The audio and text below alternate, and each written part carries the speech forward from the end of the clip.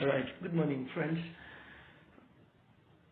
Let's talk about final year demand and its challenges. Now, the idea is to support, to empower, all those who are in final year that we are mentoring. It's just to empower them, really, to support you be able to go through your final year. I know that final year is not always very, very easy, really. I was once in final year, so I know what it feels like. But the pressure that people consider academic pressure or challenges that they usually have, they consider as the big demand, was not the demand for me when it was my listen. I think my final academic demand was pretty much easier. And the reason is that, talk for instance, seminar, I'd done a presentation with Federal Ministry of Trade and Investment. Federal Ministry of Investment, what it called? And then it had most of the. In fact, I just used the seminar I used there for my seminar, and I was up. In fact, it spiked a lot of interest. And then during my project, I delayed doing it because of other tasks in my hand. However, it only took me 2 weeks, and I completed my project, and I did it well. All right, I did my project. I still love it. In fact, there were challenges because I remember during my practical, my reactor, exploded. I had to construct another reactor. So, but then I think that project was still a very easy one because I've been doing a more complicated project, So it's not going to be a difficult thing. If you watch this video, don't worry, you will do well, right? And then if you I'm available, I can support you. So let's look at what comes with final year. Final year usually come with many academic demands like presentations and a lot of defense. You do seminar, you do project, and much more, many more. And the question becomes, how can we handle all this with your other normal course programs and those who are doing side hustles and all those stuff? The truth is, in your final year, your concern should be to graduate first.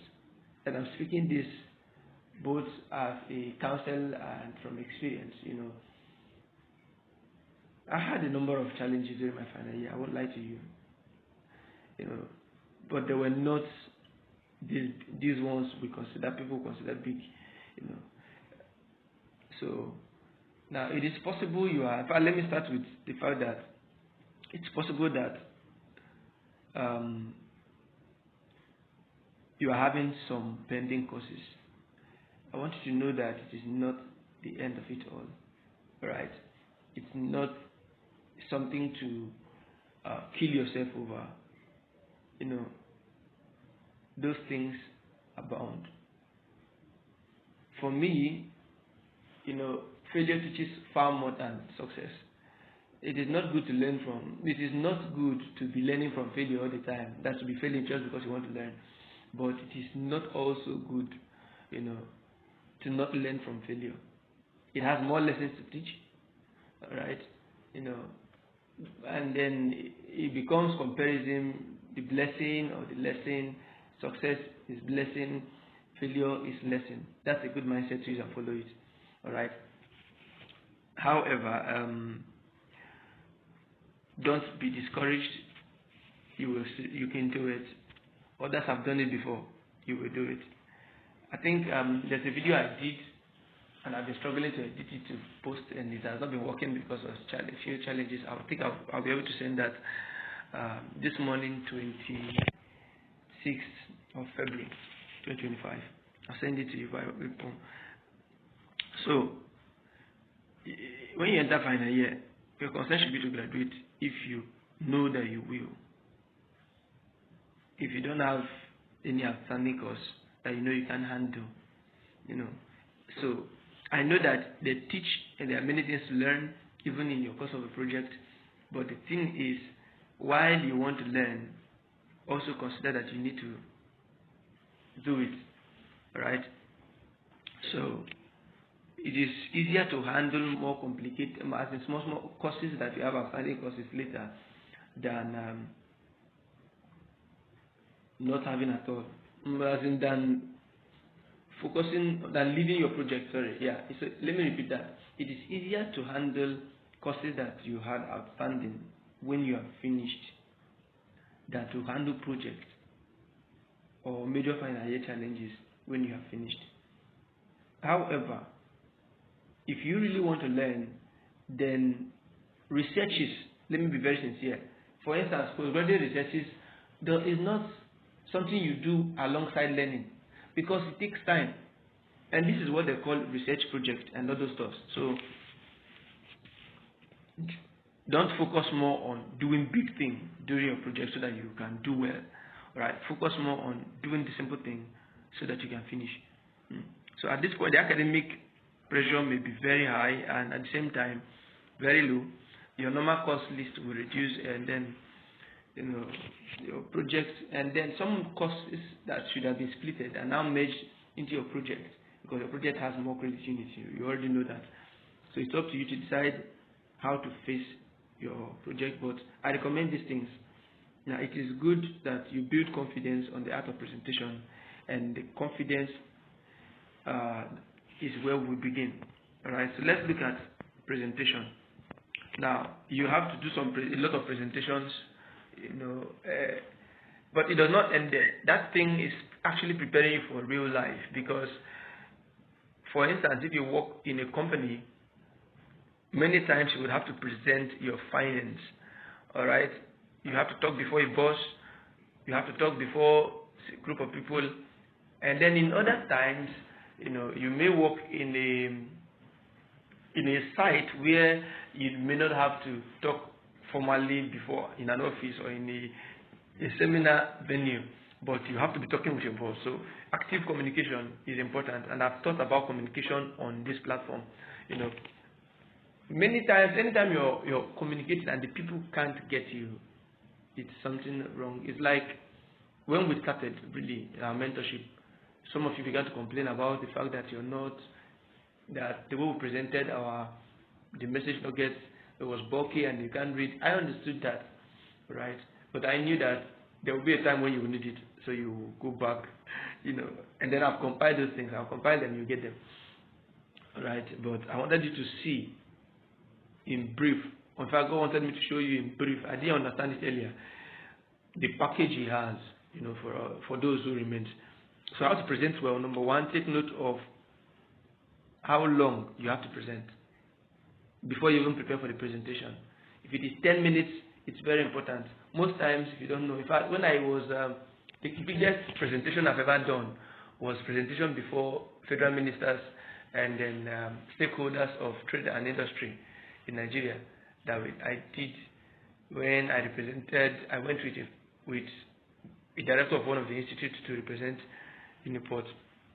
So when I went there, I didn't know how long I had. And so for me to take time to explain the concepts I wanted to explain, it didn't take long, and then my time was already up. So I just have to summarize. So take note of the time you have to present. That's where good presentation begins. Then pick your main points depending on your speed of talking. Now pick your main points and reduce the number of minutes you have. Have a minute at least. If your topic is slightly robust, which I don't recommend you do for undergraduate defense, you must try your best to reduce it to maximum of 1 minute per main point. 1 minute main point.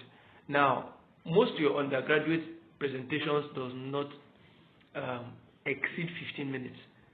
In fact, it's often 10 minutes. So your slides and your main points, your points should not be more than 10 points. That's just the truth. So if you use maybe 45 seconds for each point, you could have extra 15 seconds each to run any summary and then respond to any question.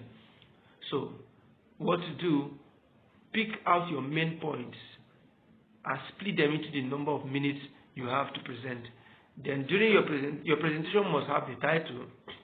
Usually you have to do it in a slide if you have to.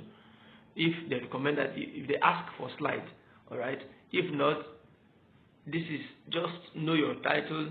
You know, if it is on the PowerPoint, know the outline of the PowerPoint. You know, so after the title page, the title slide, the next thing is outline. Now, on PowerPoint, your presentation, there's a way that thing is supposed to be.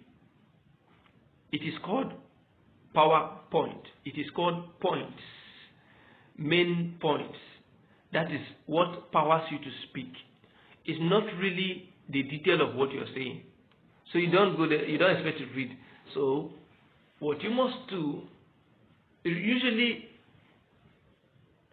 maintaining the requirement, maybe the guideline, the timing, and communicating the few things you have to say is usually more important than too many things.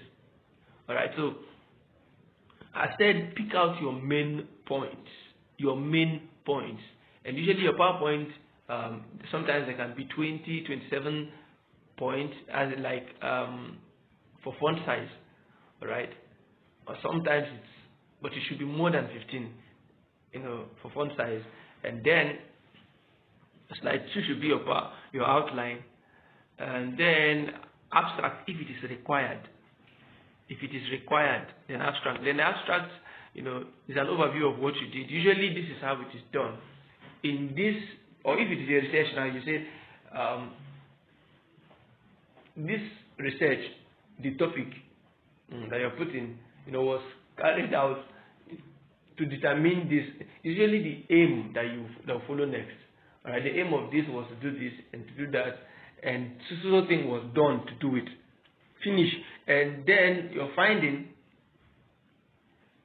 and your conclusion. That's what you have here. This presentation is about research, a research carried out on your topic, which had an objective or aim, you know, to this was carried out, and it was found out that that's your finding, and it was concluded that this happened. Don't use I concluded, don't use we concluded. I know you would have been taught that in school already. Say it was concluded that this happened. And this is very important for abstract. And then in your introductions, talk briefly about the topic. You know, introduction usually is about the case study. In seminar, the issue is case. You know, case. And when I mean case, why are you doing it? What has inspired or what prompted you to do that? For instance, if you are talking about societal imbalance, for instance. Now, if I want to write my introduction, I'll be like, if there is any research that has been done on societal economic imbalance, I will refer to it first. So person said in so time or defines societal imbalance as so things. But if there's none, you can begin by societal imbalance is something like this, and this. So person defined it as this and as that. Alright? And then when you finish those things, then a little background should be the next one. In the years gone by, or so thing that happened, with reference to social research, something happened some years ago, and this is what brought about where we are. It's just a little runover of what has happened that has brought to the challenges you're talking about, to the case study, you know. And then, like I said, the background will contain what you found as why the topic is important or has been discussed. So I had something like over the years, or Nigeria is a country of social population, or things like that. It should be slide 4 and 5. Then your main objectives, you know. Your objective, your aim is what you intend to really conclude on, what you really want to find out on. Then your objective are specific goals, you know, specific things you intend to have completed. things you want to achieve in order to derive your aim. All right, so that is very important. That should be in the next slide. And if it is practical or research, present how you did the research in your slide 6 and 7. Then present your finding on slide 8.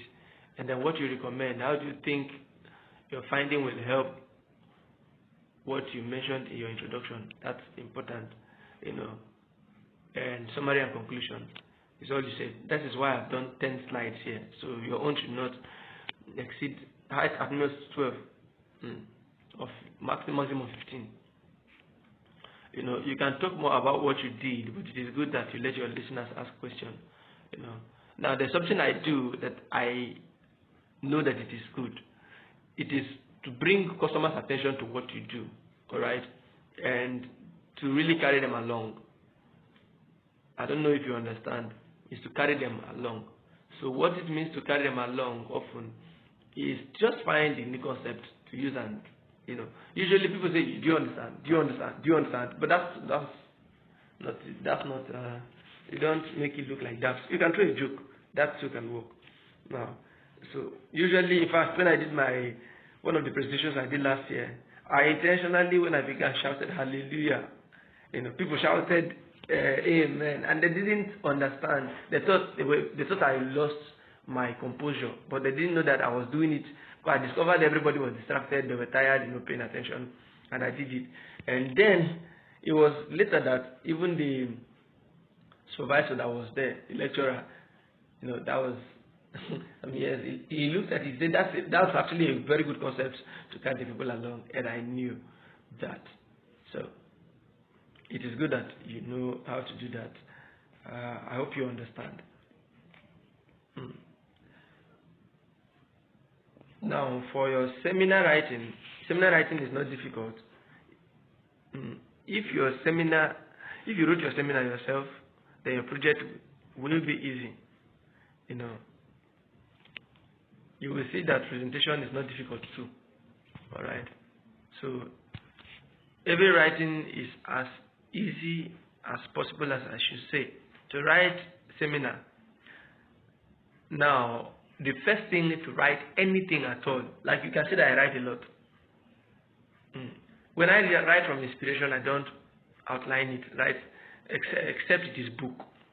But if it is not book, I often flow. If it is book, the first thing I do is to present my outline. And it is good that you always do that. In fact, in Microsoft Word, that makes your work very, very easy. Right? So write your outline with the understanding of your topic. You can draw inspiration from this below. Outline number 1, your introduction, aim of objective, methodology, if you did methodology. Sometimes they can ask for literature review. If you don't understand what literature review is, in the next, when we talk about project, you will understand it. Your results, calculations, if you did something practical, and recommendations, but if you did not do practical, after your aim and objective, the next you are going for is to present your issues. All right. If you did any research, how did you find out, what you're finding out? Or present a list of how the thing is done. If you have any challenge, just go ahead, drop a message for me on WhatsApp with your topic, and then we can look at what we can do together with it. Recommendations and conclusions, is there. If you have any appendices, you can add. That's for the writing. So this is a general outline, and it's a recommendation. You should request for any specific template used by your discipline and compare the both. If there's none, you can use this to write or present to your supervisor. Alternatively, you can request for clarity from your supervisor before you use it. Now, your project will have more elaborate outline or chapter list. So, but the simple nugget to writing seminar is just to present your outlines. Alright? Ensure that your outline is robust enough, and then begin to fill it. Your understanding of the topic. I think I would, I don't know how to do it, but God will help me. Maybe pick a topic and show you how to drive an outline from it. So, now your introduction for the seminar would be something like what is the main subject of your topic, right? This is usually a list of definition of your topic's concepts. Now, in project writing, people do conceptual framework, right? So that's where it comes on. Define your topic. If there are keywords in your topic, define it. You know, I'm talking about introduction now. Now, how do the concepts together relate together? Now, let's look at, assuming you're doing automation of TV system.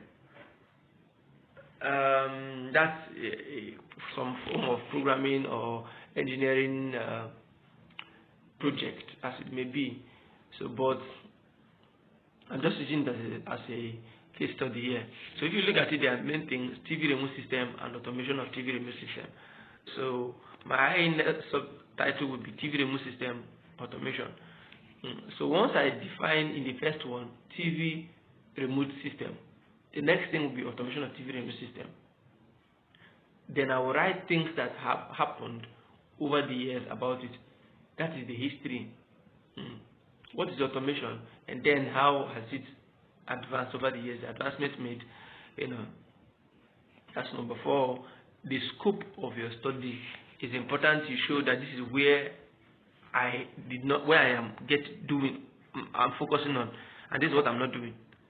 All right, so that you don't get people who are flowing confused. So writing is not a complicated thing. Let me pause here. In the next video, I'm going to do another one on project writing. I'm supposed to do it now, but it will be very, very long, and I don't want that to happen. So, thanks.